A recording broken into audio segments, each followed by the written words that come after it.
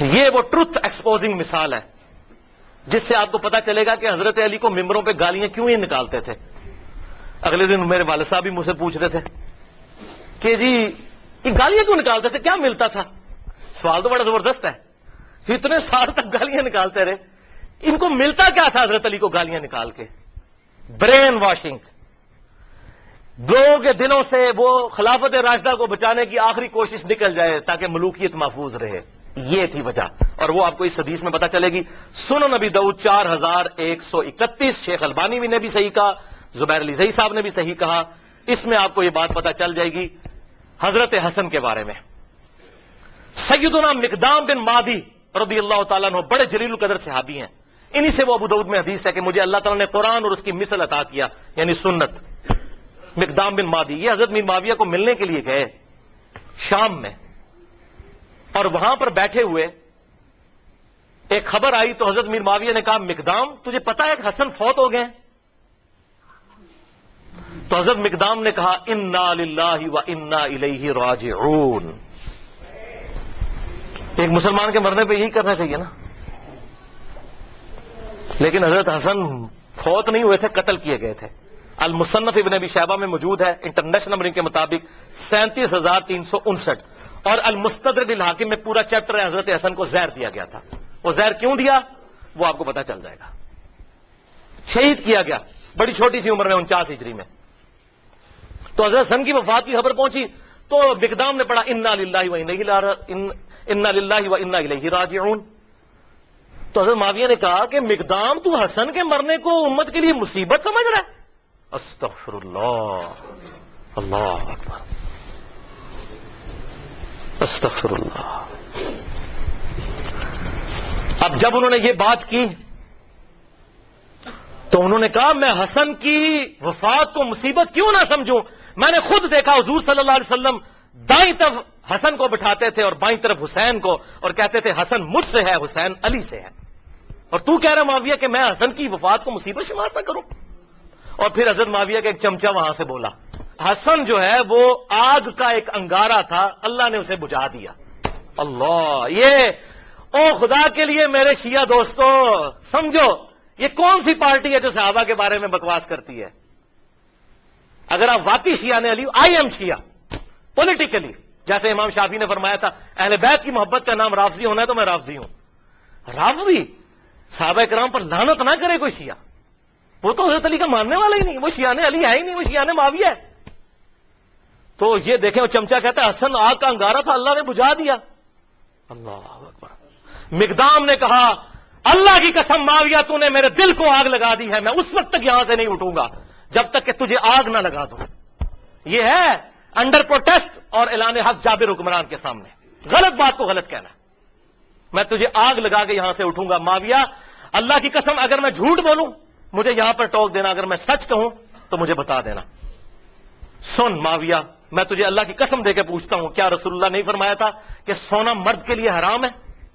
حضرت معاویہ نے کہا ہاں کہا تھا. اللہ کی قسم دے کر پوچھتا ہوں کیا حضور صلی اللہ علیہ وسلم نے مرد کے لیے ریشم کو حرام نہیں فرمایا؟ کہا تھا. اللہ کی قسم دے کر پوچھتا ہوں کہ آپ صلی اللہ علیہ وسلم نے درندوں کی کھالیں اور متکبرانہ لباس اور درندوں کے اوپر سواری کرنے کو حرام نہیں فرمایا تھا؟ حضرت معاویہ نے کہا ہاں کہا تھا. ان کا معاویہ یہ تینوں کام تیرے گھر میں ہوتے ہیں, تینوں حرام کام ہوتے ہیں تیرے گھر میں. وہ جو میں نے کہا نا انڈر پروٹیسٹ. حضرت معاویہ نے کہا مقدام مجھے پہلے ہی پتا تھا میں باتوں میں تجھ سے جیت نہیں سکتا. تھی سانو حدیث سنا دو جی امام حنیفہ کے مقابلے نبی دی حدیث آ جائے, ایتھے دیکھو اتنا ہی کافی ہے. تو انہوں نے جب یہ حدیث بیان کی پھر کہا کہ لاؤ مقدام کو کچھ مال دو. اتنا لا کے ڈھیروں مال دیا گیا. حضرت مقدام نے وہی غریب لوگوں میں اس کے سامنے تقسیم کیا. ان کا مجھے مال کی حاجت نہیں, میں نے جو حق ادا کرنا تھا وہ کر دیا.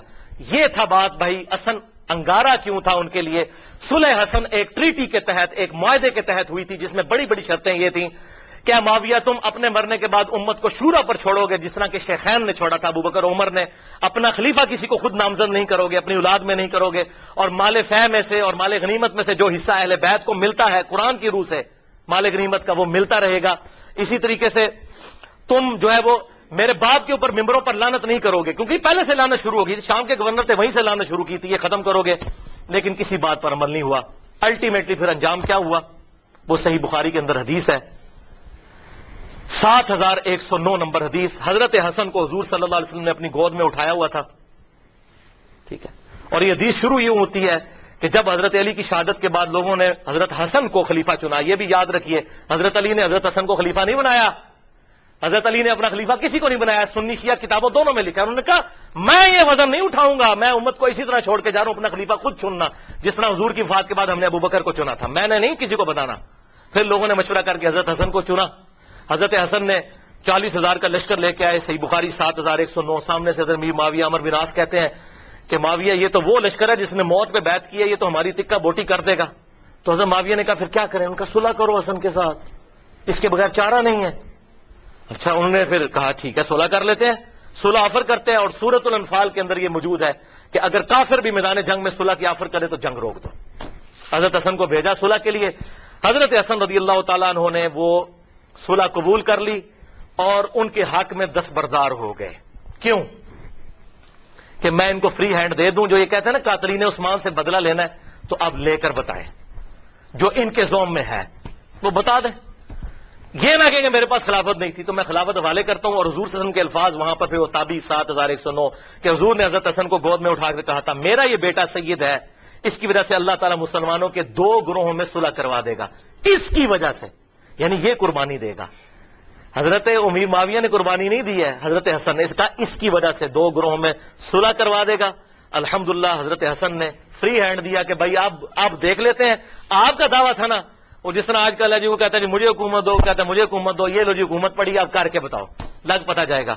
لیکن پھر 20 سال تک، یہ 41 ہجری میں واقعہ ہوا اور حضور کی پریڈکشن پوری ہوئی کہ 30 سال تک خلافت علی منہاج النبوہ جو میں نے بیان کیا ابو داؤد ترمذی اور مسند احمد سے، وہ پورے ہوئے.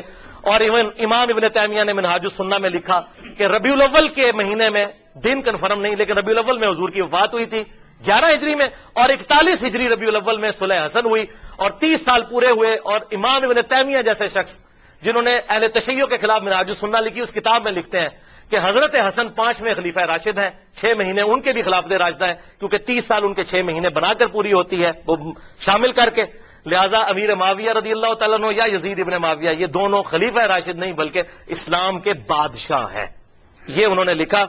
بھائیو، یہ 20 سال تک کسی شرط پر عمل نہیں ہوا، بلکہ اسی طریقے سے ممبروں پر حضرت علی کو گالیاں نکالی جاتی رہیں. اور پھر جاتے جاتے وہ ٹرننگ پوائنٹ آیا کہ حضرت حسن کے ساتھ جو صلح کا معاہدہ تھا توڑا، اور وفا سے 4 سال پہلے خلیفہ کی بیعت، اپنے بیٹے کی بیعت لینی شروع کر دی کہ میرے مرنے کے بعد یہ خلیفہ بنے گا. اب مولا حسین میدان میں اترتے ہیں، لیکن مغرب کی نماز کے بعد انشاءاللہ تعالی. بھائیو، ابھی تک تقریباً ہماری 1.5 گھنٹے کی گفتگو ہو چکی ہے، اور اب انشاءاللہ یہ 25-30 منٹ میں ہماری گفتگو کنکلوڈ ہو جائے گی. آخری سچویشن ہم ڈسکس کریں گے، اور بات ہماری جہاں پر مکمل ہوئی تھی وہ ابو داؤد کی حدیث 4131، جس کو شیخ البانی نے بھی صحیح کہا، شیخ زبیر علی زئی صاحب نے بھی صحیح کہا رحمہم اللہ، کہ حسن آگ کا انگارہ تھا جسے اللہ نے بجھا دیا ولیعوذ باللہ تعالی. اس اسدی شخص نے وہاں پہ کامنٹس دیے، تو پھر مقدام بن مادی نے جابر حکمران کے سامنے حق کا کلمہ بلند کیا. تو آگ کا انگارہ کیوں تھا؟ اس لیے کہ ہر وقت یہ چیز فکر لاحق تھی، ہر وقت یہ فکر لاحق تھی کہ ایک معاہدے کے تحت حکومت لی ہے کہ ہم یہ کام کر کے دکھائیں گے.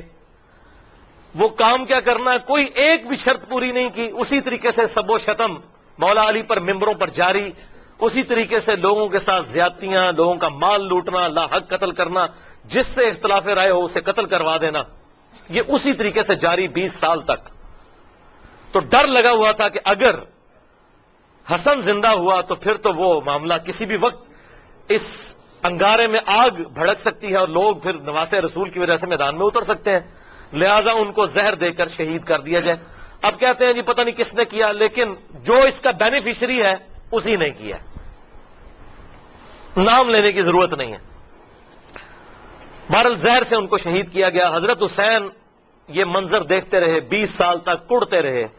انہوں نے کئی خط بھی لکھے حضرت امیر معاویہ رضی اللہ تعالیٰ عنہ کو کہ جو کچھ تم امت کے ساتھ کر رہے ہو مجھ پر تمہارے خلاف قیام واجب ہو چکا ہے، میں ڈرتا ہوں میں اللہ کو کیا منہ دکھاؤں گا، لیکن میں اپنے بھائی کی صلح کا پابند ہوں کہ ٹھیک ہے چلو جاتے جاتے امت کے لیے کوئی معاملہ خیر کا ہو جائے گا اور امت کو شورا کے سپرد کیا جائے گا، شیخین رضی اللہ عنہما کی طرح، ابو بکر و عمر کی طرح رضی اللہ تعالی عنہما۔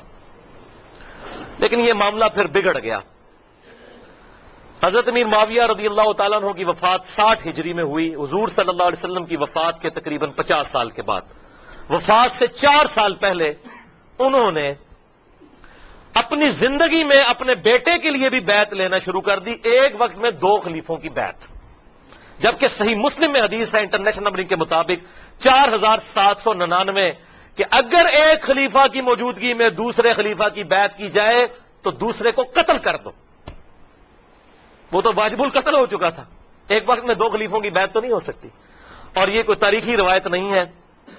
تلوار کے زور پر پوری دھونس کے ساتھ بیعت لی گئی۔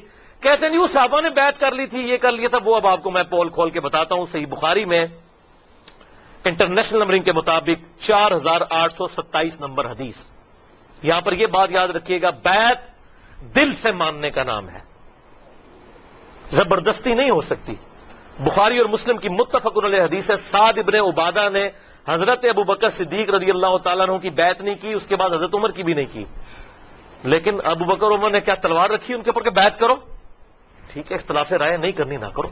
بخاری اور مسلم کی متفق علیہ حدیث ہے کہ حضرت علی نے 6 مہینے تک ابو بکر کی بیعت نہیں کی، تو کیا معاذ اللہ ابو بکر نے ان کے ساتھ اس طرح کی کوئی زیادتی کی؟ بلکہ بخاری مسلم میں آتا ہے بعد میں معافی بھی مانگی۔ حضرت علی کا یہی اعتراض تھا کہ آپ نے اہل بیت کو مشورے میں شامل نہیں کیا۔ حضرت ابوبکر صدیق زاروں کے تار رو پڑے، یہ بخاری اور مسلم دونوں میں موجود ہے، اور میں نے اس پہ 3.25 گھنٹے کی گفتگو کی ہے۔ وصی رسول کون ہے اور حدیث قرطاس کا تحقیقی جائزہ، مسئلہ نمبر 55B کے نام سے، لہذا میں آج اس کو ایڈریس نہیں کروں گا۔ بخاری کی حدیث 4827، سورۃ الاحقاف کی تفسیر والے چیپٹر میں امام بخاری نے امت کو انجیکشن لگا دیا کہ پتہ چل جائے کہ ہوا کیا تھا امت کے ساتھ۔ محدثین کی یہ بہت بڑی خدمات ہے کہ انہوں نے حق نہیں چھپایا، کیونکہ سورۃ البقرہ میں آیا ہے کہ جو حق چھپاتا ہے اس پہ اللہ کی لعنت، فرشتوں کی لعنت اور تمام لعنت کرنے والوں کی لعنت۔ اور ابو داؤد اور ترمذی میں حدیث ہے کہ جو لوگ دنیا میں حق چھپاتے ہیں قیامت والے دن اس حال میں پیش کیے جائیں گے کہ ان کے منہ میں آگ کی لگامیں ہوں گی کہ یہ حق بات نہیں بتاتے تھے، وَلِعَاذُ بِاللَّهِ تعالی۔ یہ کہتے ہیں یہ اس طرح کی باتیں کیوں کرتے ہیں؟ یہ تو ہمارے نبی کی نبوت کی غیب کی خبریں ہیں کہ کیا ہونے والا تھا امت کے ساتھ۔ حضور صلی اللہ علیہ وسلم کی نبوت کی دلیل ہے یہ خبریں کہ آپ نے مستقبل کی باتیں پہلے ہی امت کو بتا دی۔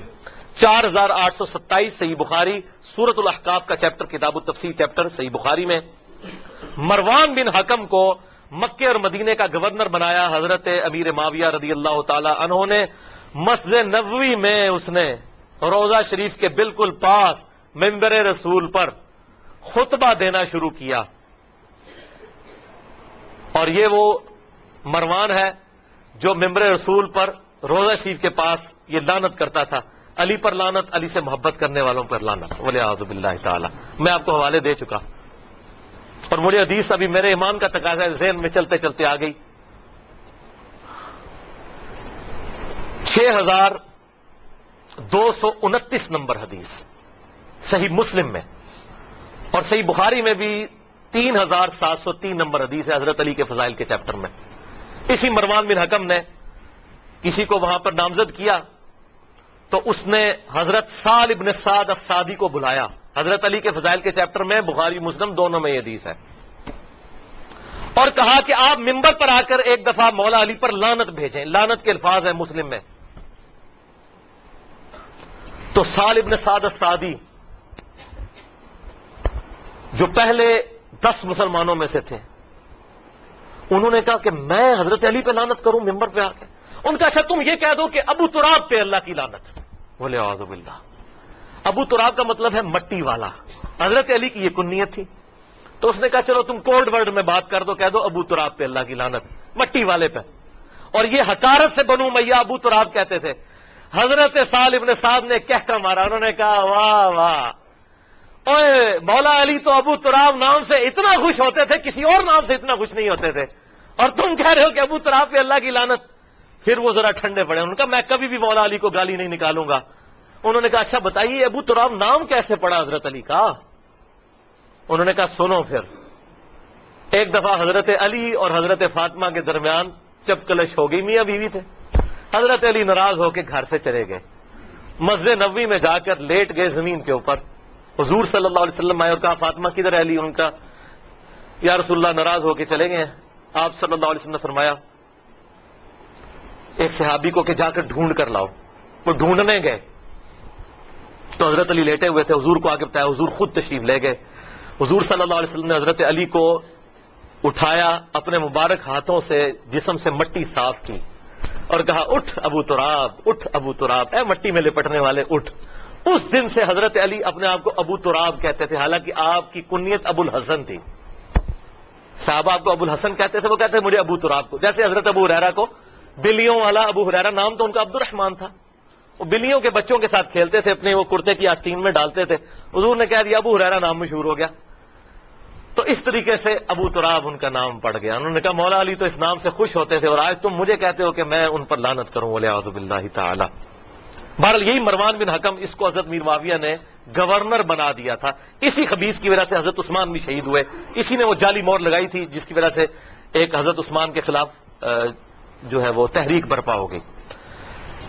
اس کو گورنر لگایا. صحیح بخاری 4827. اس نے خطبہ پڑھا مسجد نبوی میں اور کہا کہ یزید بن معاویہ بڑا اچھا آدمی ہے, یزید بن معاویہ بڑا اچھا آدمی. لوگ کہہ رہے ہیں یہ کون سا خطبہ ہو رہا ہے کہ یزید بن معاویہ بڑا اچھا آدمی ہے. اور پھر اس نے کہا کہ اللہ تعالیٰ نے امیر المومنین حضرت معاویہ بن ابی سفیان رضی اللہ تعالیٰ عنہ کو ایک بڑی اچھی بات سجھائی ہے. وہ امت کے وسیع تر مفاد میں چاہتے ہیں کہ اپنے بیٹے کو اپنے بعد خلیفہ نامزد کر دیں. ادھر ہمارے حکمران بھی کہتے ہیں نا امت کے وسیع تر مفاد میں, پاکستان کے وسیع تر مفاد میں. اچھا, وہاں پر حضرت ابو بکر کا بیٹا کھڑا ہوا, عبد الرحمن بن ابی بکر, حضرت عائشہ کا بھائی. اور امام بخاری نے نقل نہیں کیا کہ اس نے کیا کہا. انہوں نے کوئی چوبے والی گل کی تھی, میں گل دسنا کیڑی ہے. اس نے ایک بات کی, انہوں نے صحابی تھے وہ, اور مروان تڑپ اٹھا. اس نے کہا پکڑو اس ابو بکر کے بیٹے کو. ایسی کی تیسی یہ لوگ حکمرانوں کے خلاف بولتے ہیں, کلمہ حق بلند کرتے ہیں. حضرت عبد الرحمن بن ابی بکر جو ہے بھاگ کے حضرت عائشہ کے حجرے میں چلے گئے. حضرت عائشہ اسی مسجد نبوی کے ساتھ حجرہ تھا حضور صلی اللہ علیہ وسلم کی قبر مبارک کے پاس, وہاں جا کر پناہ لی. تو مروان پھر بھی اس کا غصہ نہیں ٹھنڈا ہوا. باہر سے حضرت ابو بکر کی اولاد کے بارے میں اس نے الفاظ استعمال کیے. تو عبد الرحمن بن ابی بکر وہی ہے نا جس کے بارے میں قرآن میں سورۃ الاحقاف میں آیت نازل ہوئی ہے کہ یہ کافر کہتا ہے اپنے ماں باپ کو کہ تم مجھے کہتے ہو کہ مرنے کے بعد مٹی سے دوبارہ زندہ کیا جاؤں گا, یہ جھوٹے وعدے تم مجھے دیتے ہو. ابو بکر کے بیٹے کہ تیرے بارے میں آیا تھا, تو ہے وہ کافر. ولیعوذ باللہ. حضرت عائشہ سے نہ رہا گیا. انہوں نے کہا اسکت, خاموش ہو جا. آل ابی بکر کے بارے میں قرآن میں کوئی آیت نازل نہیں ہوئی سوائے میری شان میں جو اللہ نے سورہ نور میں اعلان برات کیا تھا, مجھ پر تہمت لگی تھی. تو آج آل ابی بکر کے بارے میں یہ بات کرتا ہے. یہ تو تھی بخاری میں. اب اس کی حدیث کا ترک المستدرک للحاکم میں 8483, سنن نسائی الکبرى میں 11491, اور تفسیر ابن کثیر میں اسی جگہ پر امام ابن کثیر یہ سارے ترک لے کر آئے. اور فتح الباری میں صحیح بخاری 4827 کی شرح جو فتح الباری ابن حجر اسقلانی نے لکھی, انہوں نے یہ سارے ترک نقل کیے. کہ وہ کہا کیا تھا جب اس نے کہا نا اللہ تعالیٰ نے امیر المومنین کو یہ بات سجھائی ہے کہ وہ امت کے وسیع تر مفاد میں اپنی اولاد کو خلیفہ بنانا چاہتے ہیں, تو ساتھ اس نے کہا جیسا کہ ابو بکر نے بھی تو عمر کو خلیفہ بنایا تھا. تکو ذرا, کدھر ابو بکر, حضرت عمر کوئی حضرت ابو بکر کے بیٹے تھے؟ حضرت ابو بکر کے تو 2 بیٹے جوان تھے, محمد بن ابی بکر, عبد الرحمن بن ابی بکر. تو عبد الرحمن بن ابی بکر وہیں بیٹھے تھے. انہوں نے کہا اور تو سیدھی طرح کیوں نہیں کہتا تیرا امیر المومنین معاویہ بن ابی سفیان کیسر و کسرا کی سنت کو زندہ کرنا چاہتا ہے, ابو بکر اور عمر کی سنت نہیں. ابو بکر اور عمر نے اپنی اولاد کو نہیں نوازا, اور تیرا امیر المومنین اپنی اولاد کو نوازنا چاہتا ہے. ابو بکر کا بیٹا تھا, جینز ابو بکر کے تھے. جوش میں انہوں نے جب یہ کلاس لی, پھر انہوں نے کہا پڑھو انہوں, بول رہا ہے, اے گل ہوئی سی. پھر وہ چھپ گئے, اور یہاں پر حضرت عائشہ نے پھر اس کو چپ کروایا مروان کو, اور ساتھ ایک بات کہی جو اس حدیث میں موجود ہے, اور کہا مروان تو ابو بکر کی اولاد کے بارے میں بکواس کرتا ہے، تیرے باپ کے بارے میں حضور صلی اللہ علیہ وسلم نے فرمایا تھا حکم پر لعنت، حکم کی اولاد پر لعنت، تو اسی حکم کا بیٹا ہے مروان بن حکم، تو اپنے باپ کی پشت میں تھا جب اللہ کے نبی تجھ پر لعنت کر کے گئے تھے۔ یہ حضور کی غیبی خبریں الحمدللہ۔ اور ایک اور غیبی خبر سنیں، مسند ابی یعلا میں انٹرنیشنل نمبر کے مطابق 6461، جسے شیخ البانی بھی صحیح کہتے ہیں، شیخ زبیر علیزئی صاحب بھی ٹھیک کہتے ہیں، کہ سیدنا ابو ہریرہ کہتے ہیں کہ آپ صلی اللہ علیہ وسلم نے ایک خواب دیکھا کہ آپ کے ممبر پر بنو حکم، یہی مروان بن حکم اور اس کی اولاد، اچھل کود رہے ہیں، تو حضور بڑے غصے کی حالت میں گھر سے باہر نکلے اور آپ نے کہا کہ میں نے بنو حکم کی اولاد کو اپنے ممبروں پر بندروں کی طرح اچھلتے ہوئے دیکھا ہے، یعنی میرے بعد یہ میرے ممبروں پر آ کر بیٹھیں گے۔ اور حضرت ابو ہریرہ کہتے ہیں اللہ کی قسم اس خواب دیکھنے کے بعد حضور صلی اللہ علیہ وسلم جتنے دن زندہ رہے، چند دن پہلے آپ نے خواب دیکھا، آپ کو کسی نے ہنستے ہوئے نہیں دیکھا، آپ اتنے غمگین ہوئے کہ یہ مستقبل میں ہونا ہے۔ تو آپ صلی اللہ علیہ وسلم نے امت کو پہلے ہی اس حوالے سے خبردار کر